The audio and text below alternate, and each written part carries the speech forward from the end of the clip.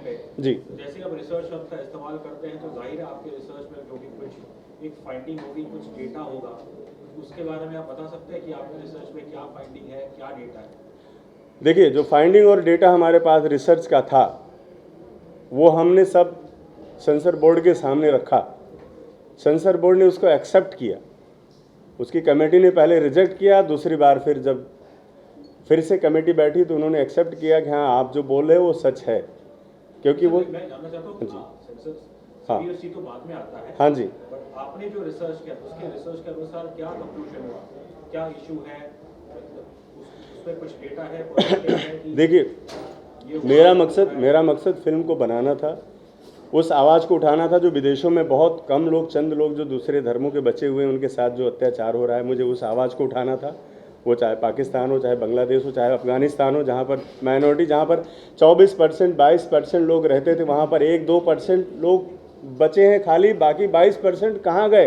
ये हमारी फिल्म की कहानी है, ये हमारी फिल्म का थॉट ही है कि 22% लोग कहाँ गए। फॉरेन कंट्रीज का है, वहाँ तो डेटा अवेलेबल है।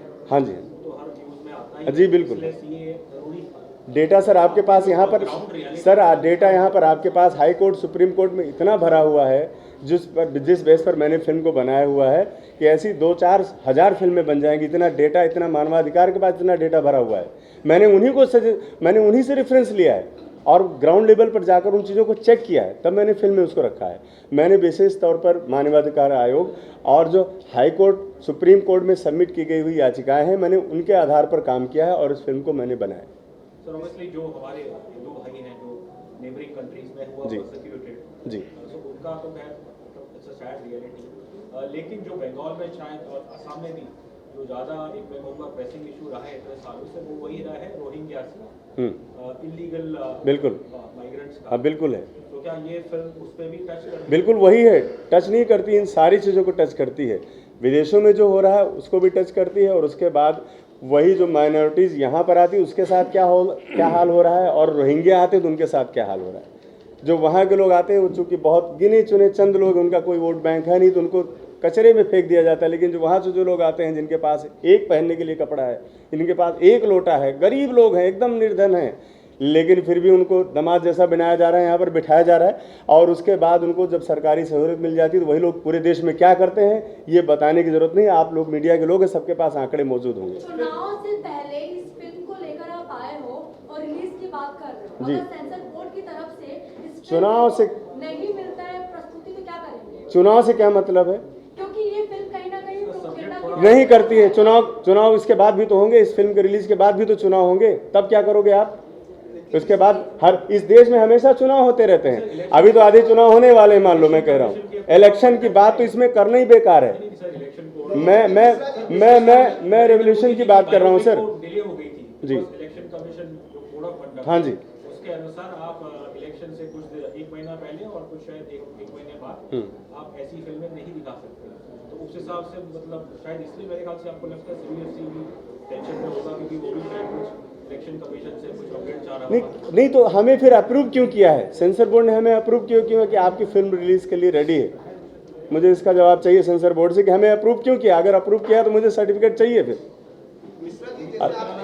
जी हाँ बिल्कुल। लेकिन जब आपने ट्रेलर लॉन्च किया था तो आपके खिलाफ नोटिस जारी हुई थी हाँ बंगाल पुलिस से, हाँ उसमें अब ऑर्डर भी आ गया है। हाँ। और ऐसे में अब आप फिल्म को रिलीज करने की बात कर रहे हैं, क्या वजह मानते हैं कि सेंसर बोर्ड कहीं ना कहीं लोकसभा चुनाव को ध्यान रखते, क्योंकि ये पर्टिकुलर फिल्म एक राज्य को दर्शाती हुई? मेरा ये मानना है ये कुछ नहीं है, ये सिर्फ जो अपोजिशन है उनका ये फंडा है कि किसी तरह इस फिल्म को रोक दिया जाए। मैं कह रहा हूँ इलेक्शन के बाद भी आएगी तो बात तो वही होगी ना। हम इलेक्शन से 3 महीने पहले फिल्म को रिलीज़ करना चाह रहे हैं, हमको इलेक्शन से मतलब नहीं, हमें मतलब है कि हम जो मेरा टारगेट ओरिएंटेड जो हमारा ऑडियंस में वहाँ तक पहुँचूँ और हमारे जो पैसे लगे हुए हैं वो भी वापस आए, क्योंकि ब्याज पे लिया हुआ पैसा है, कई करोड़ ब्याज पे लगा हुआ पैसा है। जी CA बाद में लागू हुआ, अच्छी बात है, लेकिन बंगाल में लागू हो गए हैं कि नहीं ये भी नहीं पता मुझे, क्योंकि वहाँ से तो मुझे सुनने में आ रहा है कि हम CA लागू नहीं करेंगे, ऐसी बातें सुनने में आ रही। तो इस पर भी हम लोग क्यों नहीं कभी सवाल उठाते कि पूरे देश दुनिया में जिस कानून की ज़रूरत है, हमारी फिल्म CA NRC कानून का सबसे बड़ा पक्षधर हमारी फिल्म है। हम उस आवाज़ को लेकर आ रहे हैं कि क्यों ज़रूरत पड़ी इस कानून की। और जो संसद में अगर माननीय अमित शाह जी ने जो बोला है, जो बात किया है, वो इतना दर्दनाक क्यों है, उसकी वजह मैं दिखा रहा हूँ इस फिल्म में ना, और वो ऑथेंटिकल है। वो वजह सब आप लोग भी जान सकते हो, अगर आप देश दुनिया देखना चाहते हो तो वो चीज़ें आज भी आपके आसपास मौजूद है। तो मैं ऐसा नहीं कह सकते इलेक्शन में, मुझे कोई इलेक्शन थोड़े लड़ना है कि मैं वहाँ जाके चुनाव लड़ने लगूंगा। और नहीं, सुनिए सर, विपक्ष की मैं नहीं बात करता हूँ सर, मैं कह रहा हूँ पॉलिटिक्स, इलेक्शन से इस फिल्म का क्या लेना देना। ना हम कोई राजनीति कर रहे हैं, ना हम इलेक्शन लड़ने जा रहे हैं, ना बीजेपी ने उसने फंडिंग की है कोई कि मैं उसको फायदा पहुंचाने जा रहा हूं। अगर बीजेपी फंडिंग करती तो हम लोग साल भर पैसे मांगने के लिए नहीं घूमते रहते कि भैया फिल्म के पैसे दो तो हमको। और अगर फिल्म में हमने फंडिंग विदेशी बीजेपी की फंडिंग होती, आरएसएस की फंडिंग होती, तो ये पिक्चर 500 करोड़ की बनी होती। इस फिल्म में अक्षय कुमार, सलमान खान जैसे लोग होते। हम न्यू कुमार थिएटर आर्टिस्ट को लेकर फिल्म नहीं बनाते सर। आप इस बात को भी समझिए, मेरी दर्द को समझिए आप।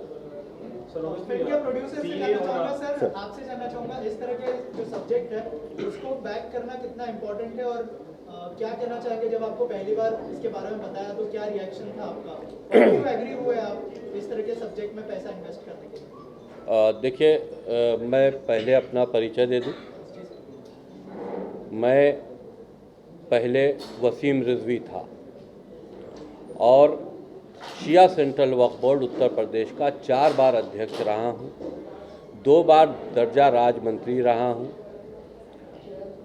और कुछ स्थितियाँ ऐसी आई, चाहे वो राम मंदिर का इशू हो, उसमें भी मैं पक्षकार था, और ऐसा टकराव पैदा हुआ जिस धर्म से मैं ताल्लुक़ रखता था, इस्लाम से, तो मुझे इस्लाम से निकाला गया। मैंने सनातन धर्म को इख्तियार किया। अब मैं जितेंद्र नारायण सिंह हूँ। ये इशू जो है ये हमारी film the diary of West Bengal का है, और इस इशू को हम उससे नहीं जोड़ना चाहते, वो दुनिया जानती है। देखिए, the diary of West Bengal एक ऐसी फिल्म है, आप इसको एक बंगाल से जोड़कर नहीं देख सकते। ये एक पूरे देश की समस्या है जो बंगाल से पैदा की जा रही है। बंगाल में पैदा करके उसको परवरिश दी जा रही है, वो है रोहिंग्यास।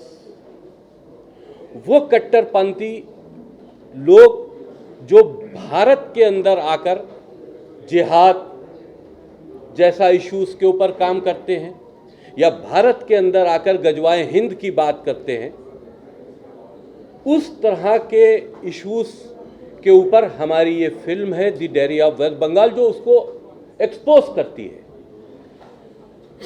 ये बंगाल का रास्ता इसलिए है क्योंकि घुसपैठ वहाँ से हो रही है। वहाँ पर हुकूमत, हम साफ नाम लेना चाहते हैं, मैं डरता नहीं हूँ, मैं आज तक किसी से नहीं डरा। मेरे ऊपर 5 करोड़ का गर्दन काटने का इनाम भी है। वो इसी बात पर है कि मैंने जिस धर्म में मैं था, मैंने उस धर्म को आगे रिफॉर्म करने की बात कही थी कि हमारे बच्चों का फ्यूचर इस कट्टरपंथी मानसिकता में नहीं है, इसको रिफॉर्म करो, नई चीज़ें लाओ जिससे हमारे बच्चों का भविष्य बने, ना कि हम उन पे दाढ़ी और टोपी रख कर उनको एक कट्टरपंथी मानसिकता का व्यक्ति बना दें जो जिहाद के लिए लड़े। देश के लिए लड़ने की बात अगर पड़ती है तो देश के लिए लड़ने के लिए सामने आओ। जिहाद क्या होता है? पूरी दुनिया जिहाद जैसे बीमारी से ग्रस्त है, ये एक प्रॉब्लम है। लेकिन जब इस फिल्म को हम बना रहे थे तो हमने इस पर रिसर्च की। इश्यूज ये आए कि ममता की हुकूमत जो बंगाल में है वो वही काम कर रही है जैसे कि कश्मीर में हुआ। आज वहाँ के हालात इतने ख़राब क्यों हैं? रोहिंग्याज वहाँ आते हैं, वो एक आबादी बनाकर रहते हैं, उनको सरकारी सहूलियतें दी जाती हैं, उनके आधार कार्ड, पैन कार्ड, सारी चीज़ें बनाई जाती हैं, और उनको इंडियन नेशनलिटी देकर जब वो इस लायक हो जाते हैं कि पूरे देश में मूवमेंट कर पाए तो वो बंगाल छोड़कर पूरे देश की तरफ फैलते हैं। ये है बंगाल में रोहिंग्या का वो पैटर्न जिस पर ममता इन्वॉल्व है। ममता की राजनीति खाली बंगाल में हिंदुओं को नुकसान नहीं पहुंचा रही। बंगाल को बारूद का ढेर उन्होंने हिंदुओं के लिए सिर्फ नहीं बना रखा है, वो देश के लिए खतरा है। ममता जैसी हुकूमत जो रोहिंग्यास के रहमो करम पर चल रही है, जो विदेशी कट्टरपंथी इस्लामिक संगठनों के पॉलिसी को अडॉप्ट किए हुए है, ये उनकी वो राजनीति खाली बंगाल के लिए नहीं है, देश के लिए है। हमने इस फिल्म के माध्यम से वो सवाल पैदा किया है जिसको आम प्रोड्यूसर, आम डायरेक्टर या आम कलाकार करने को तैयार भी नहीं होता। हमारे कलाकारों ने जिन्होंने इसमें एक्ट किया है, उन्हीं ने भी हिम्मत का काम किया है। क्योंकि जब भी हम किसी से बात करते थे, स्टोरी बताते थे, लोग डर जाते थे, नहीं नहीं, क्यों? ममता से इतनी एक डर का माहौल क्यों है? हमने सिर्फ नाम एक्सपोज किया था कि हम डायरी ऑफ वेस्ट बंगाल बना रहे हैं, तो हमारे ऊपर, हमारे डायरेक्टर साहब के ऊपर एफआईआर हो गई। हम किसी एफआईआर से नहीं डरते, न मौत से डरते हैं, इस तरह के फतवों से भी नहीं डरते जो फतवा हमको मिला। हम दिल्ली, बॉम्बे में सेंसर करा रहे थे, तब हमारी मेल पर एक फतवा आया। उस फतवे में वो फतवा था जामिया दारुल उलूम कराची पाकिस्तान का। उस फतवे में मुझको मारने की धमकी दी गई, जिसमें कहा गया कि तुम्हारे सर काटने का फतवा पहले ही जारी किया जा चुका है, जो तुम्हारे जिंदा रहते तक वो बाकी रहने वाला है। ये मुझे धमकाया गया। फिर ये कहा गया कि जो ये फिल्म है the diary of West Bengal, ये ममता जैसी अच्छी हुकूमतों को बदनाम करने के लिए।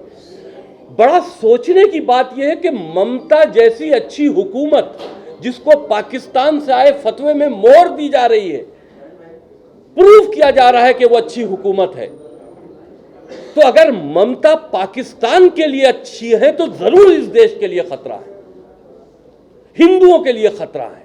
और वो हो रहा है, वो हो रहा है। वहां पर हिंदू मारे जाते हैं तो उसकी खबर भी नहीं छपती, क्योंकि हर चीज ममता के कंट्रोल में है, वहां की खबरें बाहर नहीं जाती।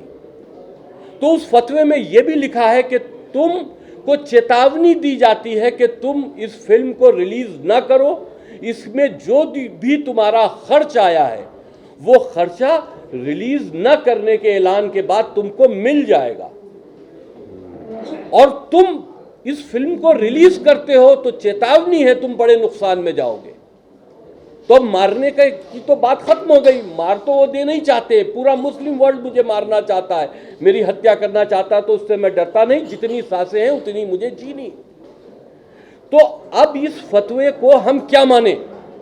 हमको डराने के लिए, इस फिल्म को रोकने में लालच देने के लिए? वैसे मैंने इस फतवे के खिलाफ उत्तर प्रदेश की जो पुलिस विभाग है उससे शिकायत भी दर्ज करा दी है और इस पर कार्रवाई की मांग की है कि ये फतवा मेरी मेल पे आया है। तो इस तरह के फतवों से हम डरने वाले नहीं, लेकिन फतवों से डर लगता है। ये फतवा हो सकता है कि सेंसर बोर्ड को भी आया हो सकता है कि आज हमारी फिल्म का अप्रूवल दे चुके हैं, स्क्रीनिंग के बाद फिल्म का अप्रूवल दे चुके हैं, लेकिन सर्टिफिकेट रोके हुए हैं। उसकी वजह क्या है ये अभी मुझे मालूम नहीं, ना उन्होंने लिखित तौर पर यह सर्टिफिकेट देने की बात बताई है कि हम क्यों रोके हुए हैं, लेकिन उनके नियम के अनुसार सर्टिफिकेट उनको मैंने 27/12/2023 में एप्लीकेशन मूव की थी, और हमारा अप्रूवल नोटिफिकेशन इलेक्शन के आने से पहले ही वो दे चुके थे। तो सर्टिफिकेट क्यों नहीं दे रहे हैं ये उनको बताना हमको लिखित तौर पर चाहिए। अगर वो कंसीडर कर रहे हैं कोड ऑफ कंडक्ट को तो वो भी हमें इन्फॉर्म करना चाहिए।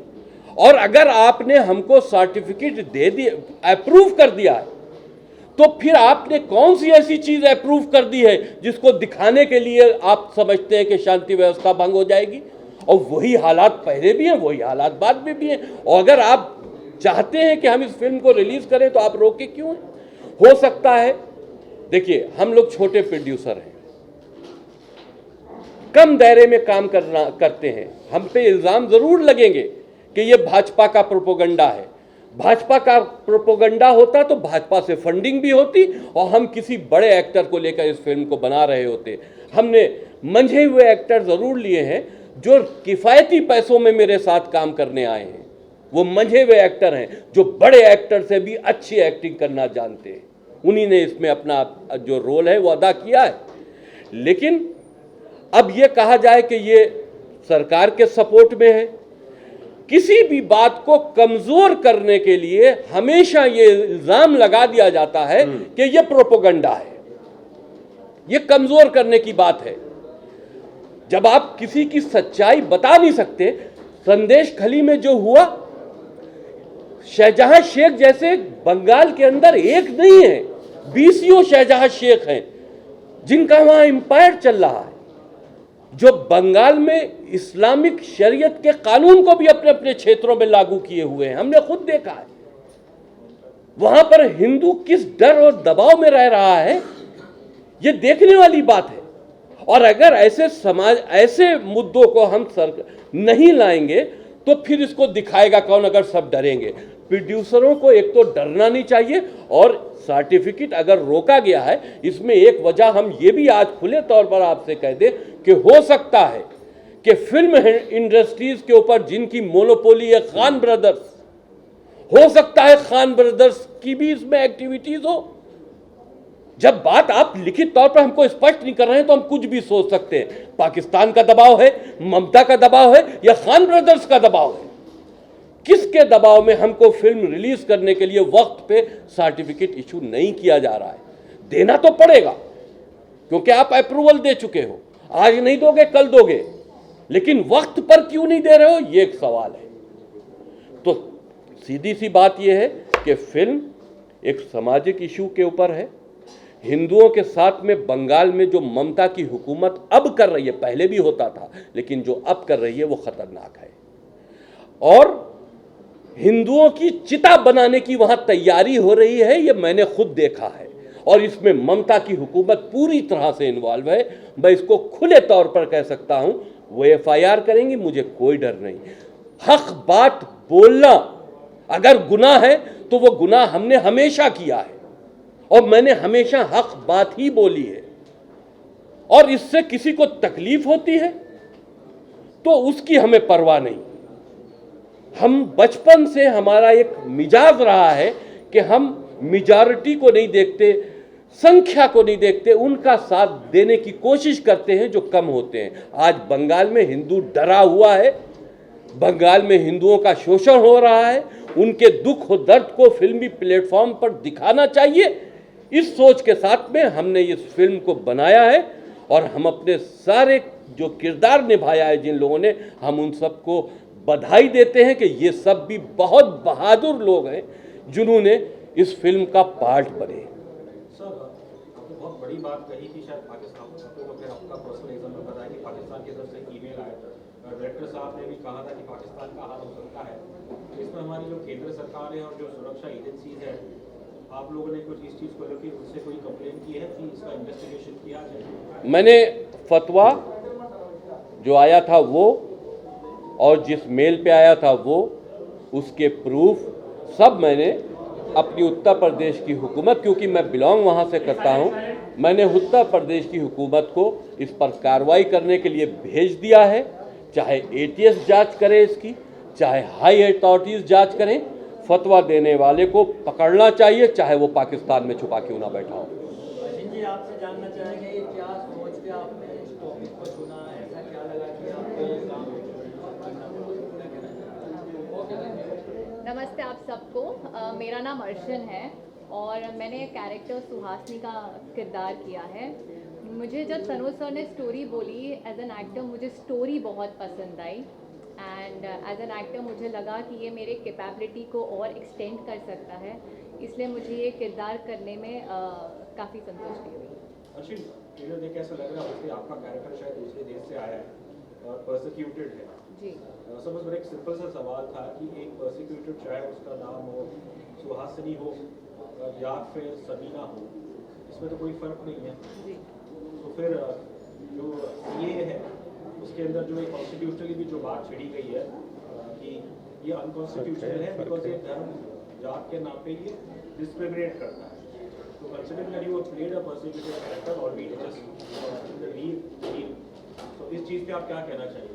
इस जनरली अब कोई भी नाम हो सकता था कैरेक्टर का, सुहासनी हो सकता था या कोई सायरा या कुछ भी हो सकता था। ये एक सुहासनी है और नाम पसंद था सर को, इसलिए मैं कह रहा हूं कि एक सुहासनी के लिए सीए द्वारा भारत में जगह है, लेकिन सबीना के लिए क्यों नहीं? ऑफ कोर्स बदलाव है, उसमें चेंजेस है। देखिए इसके ऊपर मैं बता दूं, ये कलाकार लोग हैं, हाँ। इनसे सवाल नहीं पूछना चाहिए, पॉलिटिकल हैं। देखिए सबीना शायरन सुहासनी के लिए जगह इसलिए है कि सुहासनी जैसे बहुत से परिवार इस्लामिक कट्टरपंथी मानसिकता का पड़ोसी मुल्क में शिकार हैं, इसलिए सीए लागू हुआ है। सीए कोई हिंदुस्तानी की जो नेशनलिटी है वो ले नहीं रहा। जो सीए के खिलाफ प्रोपेगेंडा होता है, इस पर तो हर हिंदुस्तानी को गर्व करना चाहिए कि हिंदुस्तान जैसे मुल्क ने पड़ोसी मुल्क के उन अल्पसंख्यक, पाकिस्तान ने सीए क्यों नहीं लागू किया?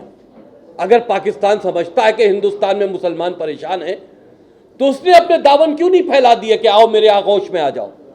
क्यों? भारत ने क्यों ऐसा किया? भारत को दर्द है उन हिंदुओं का जो पड़ोसी मुल्क में जाति का शिकार है, लेकिन उन मुस्लिम मुल्कों को अपने मुसलमानों का दर्द नहीं, अगर वो समझते हैं। जबकि हम हिंदुस्तान में बहुत खुश हैं, सारा मुसलमान यहां सुरक्षित है। वो हालात नहीं है। जब पार्टीशन हुआ था तो यहां जो मुसलमानों की संख्या थी, अगर आज आप देखें तो वो बहुत ज्यादा हो चुकी है, और कुछ दिन के बाद ये अल्पसंख्यक नहीं रहेंगे, ये अल्पसंख्यक स्टेटस से बाहर चले जाएंगे, जा चुके हैं और कई स्टेट में जा चुके हैं। मैंने इसके ऊपर भी सुप्रीम कोर्ट में अपनी बात रखी है कि अल्पसंख्यक स्टेटस भी स्टेट वाइज देना चाहिए। कश्मीर में हिंदुओं को अल्पसंख्यक स्टेटस मिलना चाहिए, केरल में हिंदुओं को अल्पसंख्यक स्टेटस मिलना चाहिए, उसके फायदे मिलने चाहिए। लेकिन ये तो एक अलग इशू है। लेकिन अगर के हिंदुस्तान ने सीए जैसा कानून बनाया है तो वो उसका स्वागत होना चाहिए। यहां का वो मुसलमान जो कट्टरपंथी मानसिकता रखता है, जो रहता तो हिंदुस्तान में है, लेकिन हिंदुस्तान से कहीं ना कहीं इस बात से मलाल रखता है कि ये एक हिंदू आबादी का मुल्क है। इस बात का दर्द अगर अपने दिल में भेदभाव रखता है धार्मिक भावनाओं से, तो वो देश का गद्दार है। इसलिए गद्दार है क्योंकि तुम्हें इस देश के बारे में सोचना चाहिए। आप अल्पसंख्यक हैं, लेकिन आपकी तादाद कम नहीं हुई, लेकिन पड़ोसी मुल्कों में इतनी तादाद घट कैसे गई, इस पर कैसे आप विचार कीजिए ना। और अगर उनके आंसू पोंछने का भारत की हुकूमत ने कोई काम किया है, तो ममता को इस पर दर्द क्यों होता है? ममता मुखिया है बंगाल की। ममता बनर्जी हिंदुओं की कातिल है। ममता बनर्जी उन ताकतों को बंगाल के जरिए पूरे देश में लागू कर रही हैं जो हिंदुस्तान को जलाना चाहती हैं।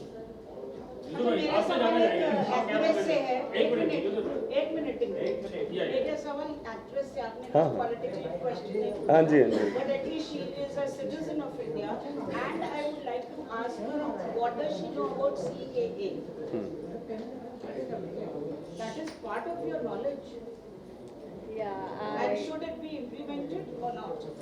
I actually would not know what CA के बारे में उनको जानकारी नहीं या मुझे नहीं है जानकारी। पर implementation होना चाहिए कि नहीं? होना चाहिए, ऑफकोर्स होना चाहिए, बिल्कुल। नहीं, मुझे जानकारी नहीं है। जानकारी होने के बाद I would like to answer the question. जी ये इतना बड़ा मुद्दा है। हाँ जी, बड़ा मुद्दा और है। आप हीरोइन हैं, तो थोड़ा सा politics, I mean, it is not politically. Yeah, but I would like to avoid the political question from my side. नहीं, देखिए सीए मुद्दा एक फिल्म लाइन से जुड़ा नहीं है, पॉलिटिकली इसको आप मुद्दा भी कह सकते हैं। मैंने कहा क्योंकि इनको तो जो हमने कैरेक्टर दिया, ये उस कैरेक्टर में मैंने इनको देखा कि जो कैरेक्टर ये कर रही हैं उसमें ये पूरी तरह से इन्वॉल्व है। आप मुझे एक्टिंग के रिलेटेड पूछ सकते हैं मूवी के no I have done movies before Arshin, what do you think this kind of a film can do for your career? Well as an actor before I always done मैंने glamorous roles किए हैं. ये character मेरे लिए बहुत different था. It is a person running away from Bangladesh एक character है और ऐसा कैरेक्टर मैंने कभी पहले निभाया नहीं है, तो मेरे लिए भी एक बहुत चैलेंजिंग वाला कैरेक्टर था. और एज एन एक्टर जब हमें ये ऐसा रोल मिलता है we feel very lucky to do these kind of roles. Tyagi ji, obviously पहले आपकी अलग पहचान थी और लेकिन फिल्म के पोस्टर में आपका पुराना नाम ही लिखा है, इसके पीछे कोई वजह थी? देखिए, ये वसीम रिजवी फिल्म्स मैंने 2018 में रजिस्टर्ड की थी, तो ये हमारी फिल्म का बैनर पहले से रजिस्टर्ड है. नाम में कुछ नहीं होता. मैं किसी धर्म का विरोधी भी नहीं हूँ. उस मानसिकता का विरोधी हूँ जो मानसिकता देश को नुकसान पहुँचा रही है, या वो मानसिकता कोई भी धर्म की मानसिकता हो जो इंसानों का बंटवारा कर रही है. मैं इस्लाम का विरोधी भी नहीं हूँ. हाँ, उन ग्रंथों का ज़रूर विरोधी हूँ जो कि गलत तरीके से इस्लाम के मानने वालों को फीड कराए जा रहे हैं, जिनके जहन के अंदर एक ऐसा अल्फाज दूसरे धर्म वालों के लिए बिठाया जा रहा है जिसको हम काफिर कहते हैं. ये नहीं होना चाहिए. Can I ask a simple question for Arshi? Yeah. This film, The Diary of West Bengal, has already, become a controversial film. Right. So, do you think such commercial films will garner eyeballs and it will benefit you in the future on par with getting roles? See, as an actor, I would always see different types of characters that I get in life, you know. So this kind of character would definitely portray me as an actor because it has a lot of intense things which we haven't done before. तो हमेशा एक लड़की को देख के ऐसा लगता है अरे वाह ग्लैमर है, ये है, वो है. But to this movie, it specifies a lot of struggle of a girl going through a lot of things in her life. So definitely. Tyagi ji, एक मेरी तरफ से आखिरी सवाल. अब ऐसी फिल्मों को देखे, मतलब पिछले दो starting from the Kashmir file, उससे पहले ताशकीन फेल आई थी, वो दोनों फिल्मों ने तो बड़ा अच्छा किया था. और फिर पिछले साल आई थी केरला स्टोरी. लेकिन दुर्भाग्य से जो कंट्रोवर्शियल सब्जेक्ट्स के ऊपर ढेर सारी फिल्में आई, अभी हाल ही में आई थी रणदीप हुडा की सावरकर, और दुर्भाग्य से फिल्में बॉक्स ऑफिस पे इन 2-3 फिल्मों को छोड़ के बाकी फिल्में कोई नहीं चली है. तो यही सोचने पे मजबूर करता है कि जब बात आती है कुछ देशभक्ति की, सच्चाई का साथ देने के लिए, तो हम ट्विटर और फेसबुक इस पर तो साथ देते हैं, लेकिन हम थिएटर में फिल्म देखने नहीं जाते. इस चीज़ पे आप क्या कहना चाहेंगे? देखिए, देखना चाहिए. आप कुछ कर भी नहीं सकते अगर किसी के लिए, तो आप उनके दुख और दर्द को देखें भी नहीं और समझे भी नहीं, ये तो बहुत बड़ी बुराई है. आप बंगाल में जाकर बंगाली हिंदुओं के लिए क्यों नहीं जा रही पब्लिक, आपको क्या लगता है? देखिए, क्यों नहीं जा रही है और फिल्मों में क्यों नहीं गई, इस पर तो मैं कोई कमेंट्स नहीं पास कर सकता. लेकिन ठीक है, फिल्में जो हैं वो एक तरह से इंटरटेनमेंट का एक प्लेटफॉर्म है, लेकिन उसके साथ साथ फिल्में ऐसी भी अब बनने लगी हैं जो इस देश में समस्याओं को भी उजागर करती हैं. आप ज़रूर जाइए, उस तरह की फिल्में जो मज़ाक़िया हों, जो रोमांटिक हों, उस तरह की फिल्में भी देखिए. लेकिन इस तरह के सब्जेक्ट को देखने भी लोगों को जाना चाहिए. आप तभी तो समझोगे कहाँ पर क्या हो रहा है. हमने कोई चीज़ दिखाई है, उस दर्द को आप महसूस नहीं करोगे तो वक्त पड़ने पे आवाज़ क्या उठाओगे. तो आवाज़ उठाने के लिए आप कुछ कर नहीं सकते, कम से कम दर्द को महसूस तो कर सकते हो. इसलिए मेरी गुजारिश यही है कि ऐसी फिल्में जब थिएटर में आए तो उसमें जाना चाहिए और देखिए कि हम क्या कह रहे हैं, या देखिए वो प्रोड्यूसर, वो डायरेक्टर, वो कलाकार किस भाव से उस फिल्म को बनाया है और उसमें क्या दिखाना चाहते हैं. हो सकता है कि कभी आपके दिल में ऐसी फिल्में देखकर रहम आए उन लोगों के लिए जो पीड़ित हैं. आप अपने घर से एक आवाज़ भी उठाओगे तो शायद वो आवाज़ उनके दर्द को कहीं ना कहीं मदद कर सकती है. सर, आप फिल्म के हीरो हो, आप आप मुझे जानना चाहते हैं केरल स्टोरी के बारे में इस तरह लोग बोला गया, लेकिन सोशल मीडिया ऐसा था कि सब लोग देखने को मजबूर हुआ, पिक्चर को हिट किया, जिसने बोला केरल स्टोरी नहीं चलेगा, इस तरह का आपकी बात हो रहा है, उसी तरह पिक्चर लोग भेज दे तो देखने के क्या लगता है आपको, इस तरह आपको भी कामयाबी मिलने की कोई रास्ता है या आपके कैरेक्टर के बारे में बताएं? क्यों नहीं रास्ता है, इसमें डेफिनेटली मिलेगा, कामयाबी करेंगे क्योंकि सबने मेहनत करी है इसके अंदर।